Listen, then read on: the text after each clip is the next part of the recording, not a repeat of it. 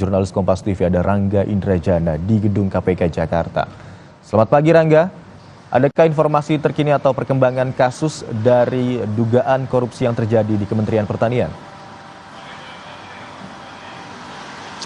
Baik ya, selamat pagi Imron dan saudara. Hingga pagi ini kami sebelumnya sudah meminta informasi selanjutnya dari Kabag Pemberitaan KPK Ali Fikri, namun hingga kini kami masih belum menerima balasan.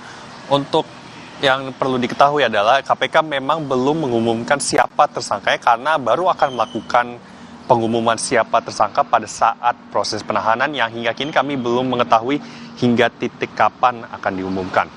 Sebelumnya diketahui bahwa KPK telah melakukan penggeledahan di rumah dinas Mentan Syahrul Yassin Limpo pada Kamis tanggal 28 September dan ditemukan adanya uang tunai senilai 30 miliar rupiah. KPK juga sudah menetapkan adanya pasal pemerasan yang melibatkan penyalahgunaan jabatan dalam kasus ini, dan untuk Syahrul Yassin Limpo sendiri ia sudah mengajukan pengunduran diri kepada Presiden Jokowi karena keterlibatannya dalam proses hukum terkait dugaan korupsi. KPK secara keseluruhan menemukan 7 klaster dugaan korupsi di lingkungan Kementan, dengan klaster pertama yang melibatkan penggeledahan yang sudah disebutkan sebelumnya, dan 49 pejabat dari Kementan sudah dimintai keterangan pada beberapa waktu sebelumnya. Imron.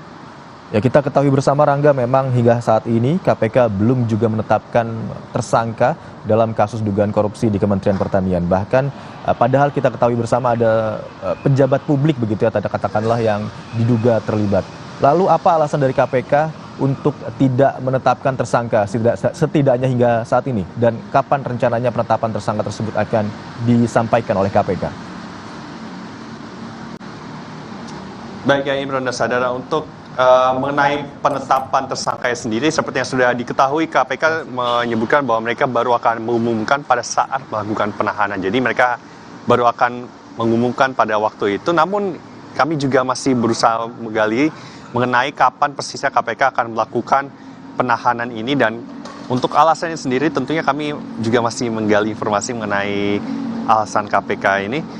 Dan untuk diketahui juga sebelumnya ada juga dugaan pemerasan oleh pimpinan KPK terhadap Syahrul Yassin Limpo. Ketua KPK Firly Bahuri membantah adanya pelakukan pemerasan ini, untuk sekedar diketahui informasinya. Jadi hingga kini kami masih menanti informasi selanjutnya dari KPK mengenai kapan akan ditetapkan tersangka dan kapan akan dilakukan penahanan terhadap tersangka dalam kasus dugaan korupsi di Kementerian Pertanian ini. Imron. Rangga Indrajana melaporkan langsung dari Gedung KPK Jakarta. Terima kasih Rangga Indrajana. Saudara, informasi tadi sekaligus menutup jumpa kita hari ini. Pemilu akan kita laksanakan 14 Februari 2024 dan pastikan untuk tetap mengikuti perkembangannya melalui Kompas TV independen terpercaya. Kami akhiri Kompas pagi hari ini, saya Asri Gunawan. Dan saya Imron Fadilah mengucapkan terima kasih. Sampai jumpa.